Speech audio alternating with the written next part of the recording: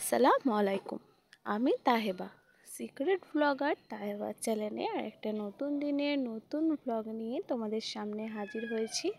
আশা করছি আমার আজকের দিনের এই ভিডিওটা তোমাদের একটু হলেও ভালো লাগবে, তাই ভিডিওটা স্কিপ না করে পুরো ভিডিওটা দেখার অনুরোধ রইল।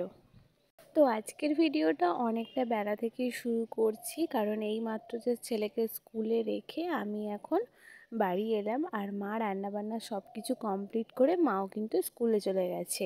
তো এখন বালা আমার কিন্তু ঘরদোর পরিষ্কার করা গোছানো। তো তোমরা ভিডিওটা দেখতে থাকো। প্রথমেই বলে রাখি, আমার ভিডিও যদি তোমাদের দেখতে দেখতে কোনো পার্ট বা অংশ ভালো লেগে যায় তাহলে কিন্তু একটা লাইক করতে ভুলো না।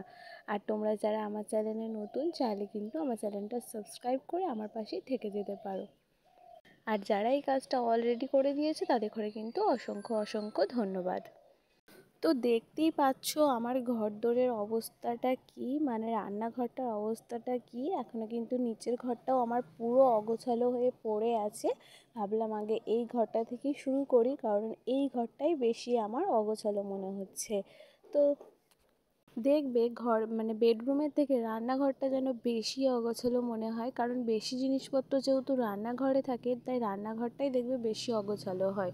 আর এইদিকে আমি দেখো রান্নাঘরটা পরিষ্কার করছিলাম, আব্বা আমাকে কয়েকটা মাছ এনে দিল, বললো রেখে দিতে। তো এখন আর বাছার সময় হবে না, তাই আমি কি করলাম, ফ্রিজের মধ্যেই ভরে দিলাম। আবার যদি এই মাছগুলো বাছতে যাই অনেকটাই লেট হয়ে যাবে, আর এমনিতেও আমার লেটই হয়ে গেছে আজকে। তাই একটু তাড়াহুড়োর মধ্যেই আছি, আর তাড়াহুড়ো করে কিন্তু কাজগুলো আজকে কমপ্লিট করব। তো মা আজকে এখানে রান্না করেছে ডিম আলু ডাল দিয়ে একটা তরকারি, আর তার সাথে করেছে ডিমের শাক চচ্চড়ি।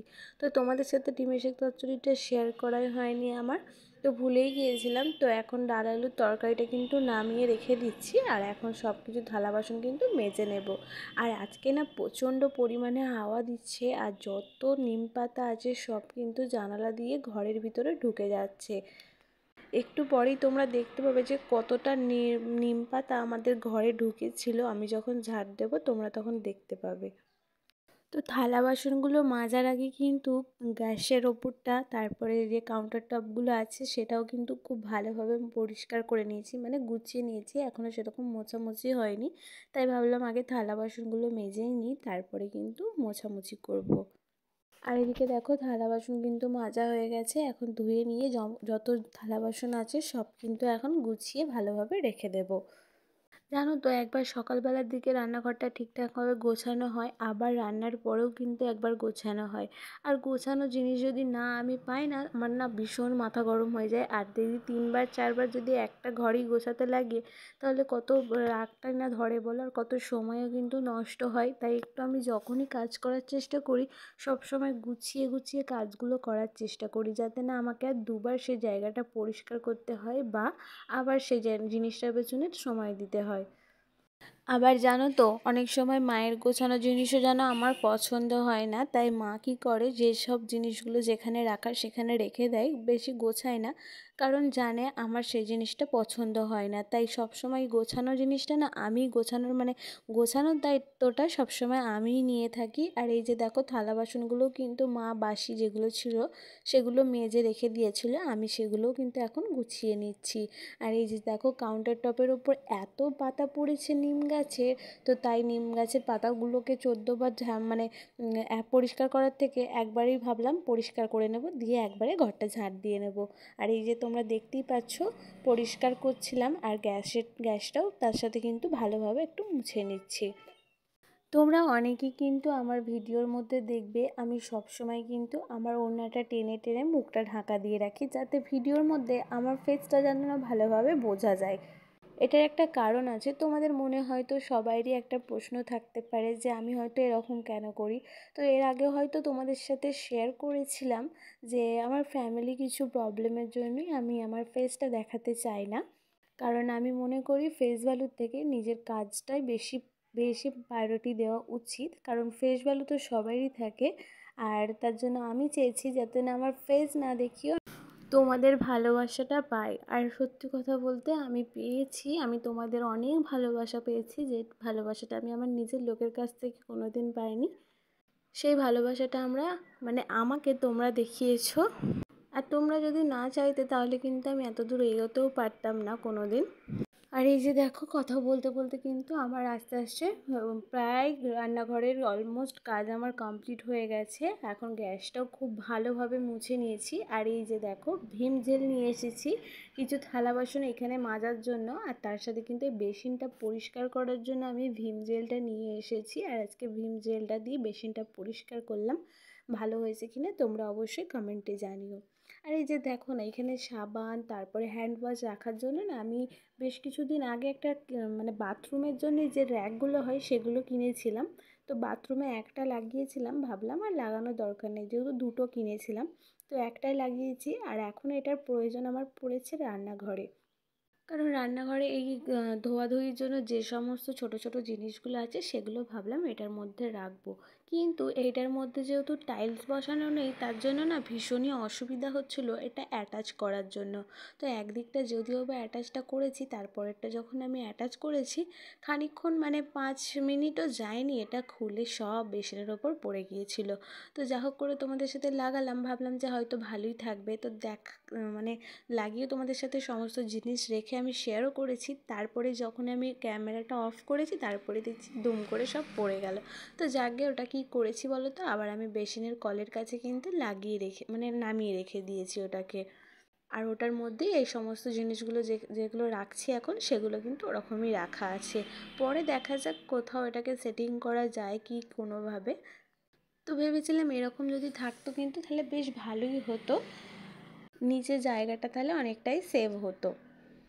আর দেখে মনে হচ্ছে না যে কি ভালোটাই না লাগছে একটা গোছানো রান্নাঘর সুন্দর পরিপাটি করে। তো দেখো এই যে গোছানো হয়ে গেছে, আর কত ঝাঁট দিচ্ছি নিম পাতা। তোমরা দেখো, তোমাদের সাথে তো আগেই শেয়ার করলাম যে কত নিম পাতা ঘরের মধ্যে ঢুকেছে দেখো। তো সকালবেলা মায়েদের ঘরটা গুছিয়ে নিয়েছে। মা একটু তাড়াতাড়ি ঘুম থেকে উঠে পড়েছিল, আর সবাই যেহেতু উঠে পড়েছিল তাই ভাবলো মা যে ঘরটা আমি গুছিয়েই দিই।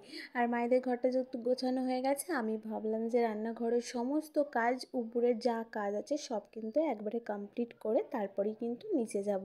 তাই তাড়াতাড়ি করে ঘরটা ঝাড় দিয়ে ঘরটা মুছেও দিচ্ছি। রান্নাঘরটা না একদিন ছাড়া ছাড়াই আমাকে মুছতে হয়, কারণ অনেক ধুলো হয়ে যায়। আর এই ঘরের মেঝেটা তো জানোই তো কেমন, পরিষ্কার করলেও যেন মনে হয় না যে পরিষ্কার করা হয়েছে। এখনও পর্যন্ত নিচের ঘরটা গোছানো হয়নি, নিচের ঘরটা গোছাবো। তার সাথে কিন্তু বেশ কিছু জামা কাপড় আছে, সেগুলো না আমি খানিকক্ষণ আগে একটু গিয়ে ভিজিয়ে দিয়ে এসেছিলাম। আর জামা কাপড় কাচার সময় না আমি এই টিপসগুলো অন্তত ফলো করি, কারণ জামা কাপড় যখন হাতে আমি কাচি তখন না 5-10 মিনিট আগে একটু ভিজিয়ে রাখি। আর যখন মেশিনে কাচি তখনও না আমি ওরকম মেশিনে একটু জল দিয়ে তারপরে সার্ফ দিয়ে পরে কিন্তু আমি জামা কাপড়গুলো ভিজিয়ে রাখি খানিকক্ষণ পর, তারপরে গিয়ে মেশিনটা আবার চালু করি। এর ফলে কি হয় বলো তো, জামা কাপড় না খুব তাড়াতাড়ি পরিষ্কার হয়ে যায়, বেশিক্ষণ আর কাচতে হয় না। এমনি হাতে কাচলেও পায়ে একটুখানি থুপে দিলে না জামা কাপড় দেখবে পরিষ্কার হয়ে যায়। আর মেশিনেও সেরকম দেখবে 2-3 মিনিটের জন্য জামা কাপড় দেবে, দেখবে ঠিক পরিষ্কার হয়ে যায়। এখন ঘরটা ঝাড় দিয়ে মুছে চলে এসেছি ছাদে। আর এই ছাদেও না অনেক নিম পাতা পড়েছে, তোমরা দেখি হয়তো বুঝতে পারবে। আর দেখতে কেমন বাজে লাগে, কেউ যদি চলে আসে এসে তো এই দিকটাতেই চোখ পড়বে, তাই না? আমি ওই জন্য দুবেলা কিন্তু এই ছাদটাকেও পরিষ্কার করে রাখি ঘরের সাথে সাথে।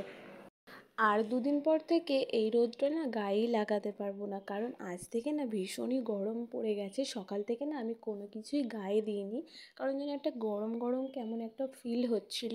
আর তাই বুঝতে পারলাম যে গরমের হাওয়া না পড়েই গেছে, গরম আসতে কিন্তু আর বেশি দিন নেই। এই যে শীতকালটা না আমার ভীষণ ভালো লাগে, রোদটাও যেমন গায়ে লাগাতে ভালো লাগে, আর তেমন খাওয়া দাওয়া শুয়ে বসতে কিন্তু একটা আরাম লাগে। কেন, শীতটা না ভীষণ একটা প্রিয় বলতে গেলে সবার কাছে, কিন্তু গরমে না এই জিনিসটা হয় না, না বসে আরাম, না খাওয়া দাওয়া করে আরাম, কোনো কিছুতেই যেন ভালো লাগে না। একটা অস্বস্তিকর গরম যেমন আমাদের পছন্দ হয় না, সেরকম কিন্তু শীতটা সবার কিন্তু বেশ ভালোই লাগে। তাই তো এই তো গরম পড়ে গেল, এই যে শুরু হবে এখন, কতদিন যে গরমটা লাগবে। আমার গরমকাল একদমই ভালো লাগে না। এই যে দেখো, ছাদ থেকে সোজা চলে এসেছি এখন ঘরটা একটু গুছিয়ে নিচ্ছি। ঘরটাও অগোছালো হয়েছিল, ঘরটা গুছিয়ে ভালোভাবে কিন্তু ঝাঁট দিয়ে সোজা চলে যাব জামা কাপড়গুলো কাচতে। আর আজকে না একটু প্রায় দেরি হয়ে গেল এই যাওয়া আসা করতে করতে। তারপরে আমি ভাবলাম যে আজকে আর ছেলেকে আমি আনতে যাব না, আব্বা যেহেতু ঘরের মধ্যেই আছে তাই বললাম তুমি গিয়ে একটু নিয়ে চলে এসো, কারণ আমার একটু লেট হয়ে গেছে। আবার যদি এইসব কাজগুলো ফেলে ওকে আনতে যাই তাহলে আমার অনেকটাই দেরি হয়ে যাবে।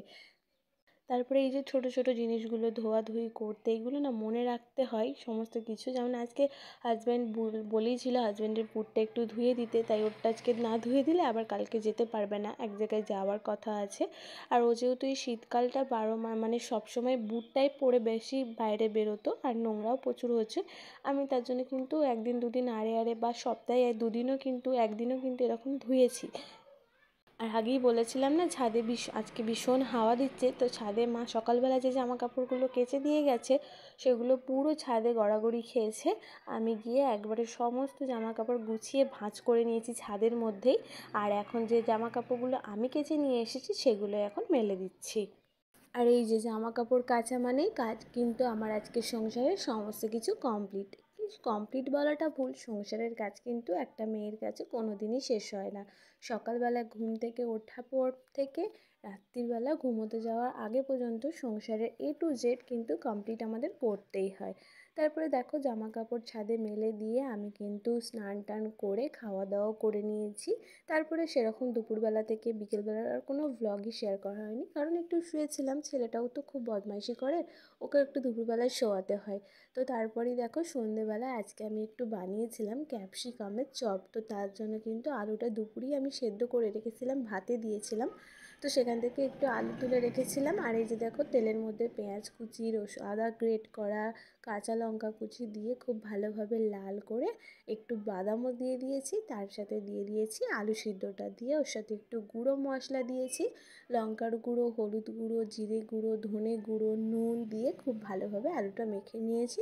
নামানোর সময় দিয়েছিলাম একটুখানি ধনেপাতা আর দিয়েছিলাম চাট মশলা, যেটা তোমাদের সাথে বলতে আমি আগেই ভুলে গিয়েছিলাম। তো এইভাবে যদি আলুর পুরটা বানানো হয় এতে তুমি সিঙ্গারাও করতে পারবে, তার সাথে আলুর চপও করতে পারবে, খেতে কিন্তু দারুণ হয়। তারপরে আলুর পুরটাকে ভালোভাবে মশলার সাথে মানে মিশিয়ে নামিয়ে নিয়ে ঠান্ডা করে নিয়েছি। অন্যদিকে একটা বেসনের ব্যাটার বানিয়ে নিয়েছি। বেসনটার মধ্যে দিয়েছিলাম নুন ও হলুদ, লঙ্কার গুঁড়ো আর একটুখানি কিন্তু হিং দিয়েছিলাম। দিয়ে জল দিয়ে একটা পাতলা ব্যাটার আমি তৈরি করে নিয়েছিলাম। আর আগে থেকে ক্যাপসিকামের যে ভাঁজগুলো হয় সেগুলো না আমি পিস পিস করে কেটে রেখেছিলাম। তো আমি ক্যাপসিকাম থেকে মোট 6খানা পিস বেরিয়েছিল, সেটাকে আলুর পুরটা ভালোভাবে মাখিয়ে মানে ওপর দিকটা লাগিয়ে তারপরে বেসনের গোলায় ডুবিয়ে ডিপ ফ্রাই করে নিয়েছি। খেতে কিন্তু দারুণ হয়েছিল। আর ফার্স্টে না একটু লো ফ্লেমেই ভাজলে ভালো হয়, তাহলে ক্যাপসিকামটা কিন্তু সিদ্ধ হয়ে যায়। আর বেসনের মধ্যে না আমি একটু চালের গুঁড়োও দিয়েছিলাম যাতে একটু ক্রিস্পি ক্রিস্পি ভাব হয়েছিল। তোমরা চাইলে এটা অ্যাভয়েড করে যেতে পারো, শুধু বেসন দিয়েও কিন্তু করতে পারো। তো আজকে সন্ধ্যাটা কিন্তু আমার বেশ ভালোই জমে গিয়েছিল, সঙ্গে ছিল চা আর ক্যাপসিকামের পকোড়া। তোমরা যদি এই রেসিপিটা বাড়িতে একবারও বানিয়ে থাকো আমাকে কিন্তু কমেন্ট করে জানাতে ভুলো না যে তোমাদের কেমন লাগলো। আর আমার তো ভীষণ ভালো লেগেছে, আর আমি এই ক্যাপসিকামের চপটা কিন্তু ফার্স্ট টাইম বানালাম।